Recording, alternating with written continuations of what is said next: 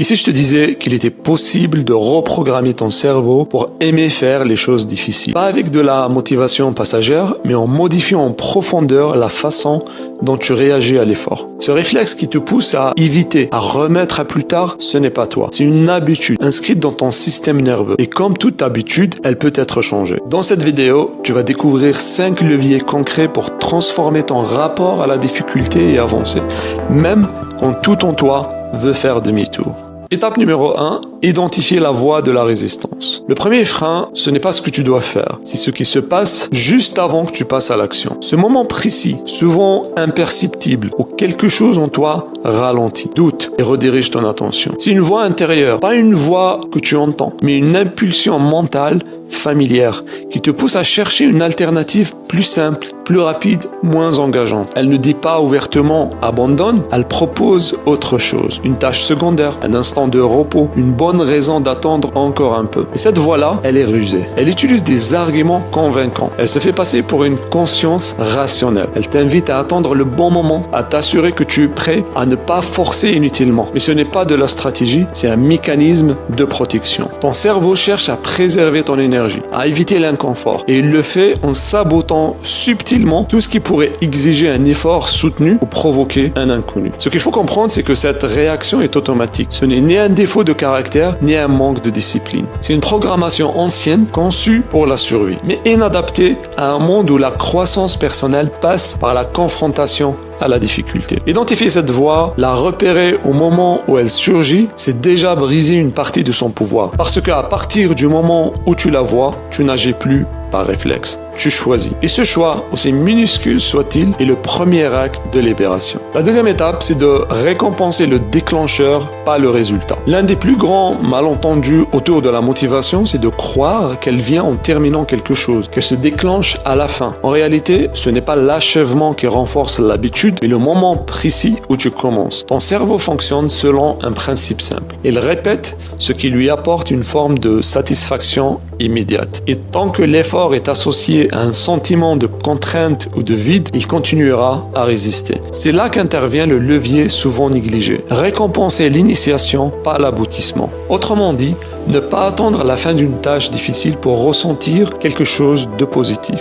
mais ancrer une sensation agréable dès l'instant où tu passes à l'action. Cela peut sembler anodin, mais ce simple changement de stratégie transforme la dynamique mentale. Si ton cerveau commence à percevoir que chaque lancement, chaque « je m'y mets maintenant » est immédiatement suivi d'une forme de satisfaction, même minime, alors il commence à associer l'effort à une récompense au lieu d'une souffrance. Et cette récompense n'a pas besoin d'être matérielle. Cela peut être une pensée valorisante, une sensation physique agréable ou même un mini-rituel que tu construis autour du démarrage. Une musique précise, un geste, un cadre. Ce qui compte, c'est la cohérence entre l'engagement et la récompense émotionnelle immédiate. Plus tu renforces ce lien, plus tu rends le démarrage facile. Et une fois que le démarrage est acquis, le reste suit par inertie. Le vrai défi n'est pas de terminer ce qui est difficile, c'est d'apprendre à vouloir commencer. Et pour cela, ton cerveau a besoin de savoir que dès l'instant où tu te lances, il y aura quelque chose à gagner, même infime. Troisième étape, créer un rituel d'entrée dans l'inconfort. L'un des grands pièges dans lesquels tombent ceux qui cherchent à avancer, c'est de croire que l'élan viendra naturellement.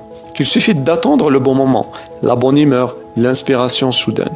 Mais l'élan n'est pas un accident. C'est une mécanique que l'on construit et que l'on déclenche consciemment. Si tu veux apprendre à aimer l'effort, tu dois cesser de le vivre comme un choc brutal. Une fracture entre « je fais rien » et je me force. Tu dois au contraire créer une transition contrôlée entre l'état de confort mental et l'état d'engagement actif. Et cette transition passe par un rituel. Un rituel d'entrée dans l'inconfort, c'est une série de gestes, de mots, de signaux que tu répètes volontairement avant chaque tâche exigeante et qui, à force d'être associé à ce type d'effort, prépare ton cerveau à basculer dans un autre état. Ce peut être aussi simple que s'asseoir au même endroit, mettre la même musique, compter à rebours de 5 à 1 ou écrire une intention sur une feuille avant de commencer. Peu importe la forme, tant que la répétition crée un ancrage fort. Pourquoi ça fonctionne? Parce que ton cerveau adore les repères. Quand il reconnaît une séquence familière, il entre en mode sécurité. Il sait ce qui vient ensuite et il accepte la transition plus facilement. Ce qui était perçu comme brutal devient alors prévisible. Et ce qui était inconfortable devient tolérable, voire stimulant. Avec le temps, ce rituel devient plus qu'un signal. Il devient un déclencheur émotionnel, une passerelle que tu franchis en conscience pour dire à ton cerveau « Je sais que ça ne sera pas facile, mais c'est exactement pour ça que je commence. » Et à partir de là, tu n'as plus besoin de te battre contre toi-même. Tu n'as plus à négocier à chaque fois. Tu as construit un pont et ce pont te permet d'entrer dans l'effort sans violence. La quatrième étape, c'est transformer la douleur en preuve de croissance. Le problème avec la douleur, ce n'est pas qu'elle existe, c'est la manière dont on l'interprète. Dans notre esprit, l'inconfort est souvent perçu comme un signal d'erreur, un indicateur que quelque chose ne va pas. Et c'est cette interprétation, bien plus que la sensation elle-même, qui pousse à l'abandon. Mais la vérité, c'est que tout ce qui a de la valeur passe par une forme de tension. Pas de la souffrance destructrice, mais cet inconfort subtil, parfois profond, qui accompagne chaque pas hors de ta zone de sécurité. Ce qu'on appelle difficile aujourd'hui, c'est en réalité le signal que ton système interne est en train d'évoluer. Ce n'est pas une alerte, c'est une preuve de travail en cours. Et tant que tu traiteras cette tension comme un problème, tu chercheras à t'en éloigner. Mais le jour où tu comprends que c'est justement cette résistance qui indique que tu progresses, alors l'inconfort change de nature. Ce n'est plus un obstacle, c'est un repère.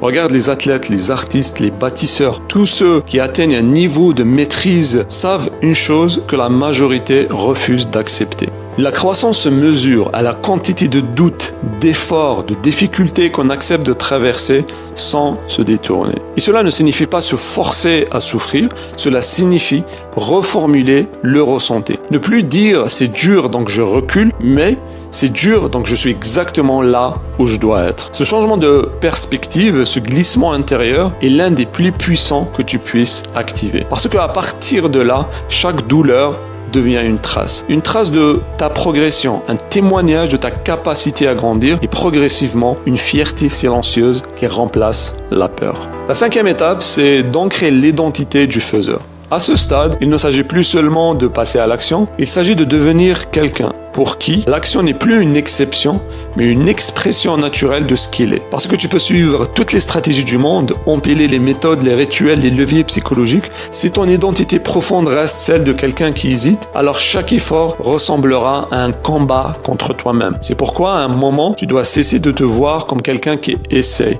Tu dois commencer à te comporter comme quelqu'un qui agit, quelqu'un qui fait. Pas pour prouver, pas pour impressionner, mais parce que c'est devenu sa norme. Et ce basculement d'identité ne se décrète pas. Il se construit au fil des petites victoires concrètes, mais surtout par le regard que tu poses sur toi, juste après avoir agi. Chaque fois que tu fais ce que tu avais l'habitude d'éviter, chaque fois que tu entres dans l'inconfort volontairement, chaque fois que tu vas au bout, même partiellement, tu dois enregistrer ce moment comme un signal fort. Pas pour te féliciter de manière artificielle, mais pour envoyer à ton système nerveux un message clair. Ceci est ma nouvelle normalité. C'est dans cette répétition que naît l'ancrage. Et plus tu incarnes ce comportement, plus tu renforces cette nouvelle image de toi, celle d'une personne qui avance malgré le doute, qui agit malgré l'effort et qui construit sa trajectoire en posant des actes, pas des intentions. Parce qu'au fond, ce n'est pas la discipline qui te transformera, c'est la cohérence entre ce que tu fais et la personne que tu crois être. Et le jour où ces deux dimensions ne feront plus qu'une,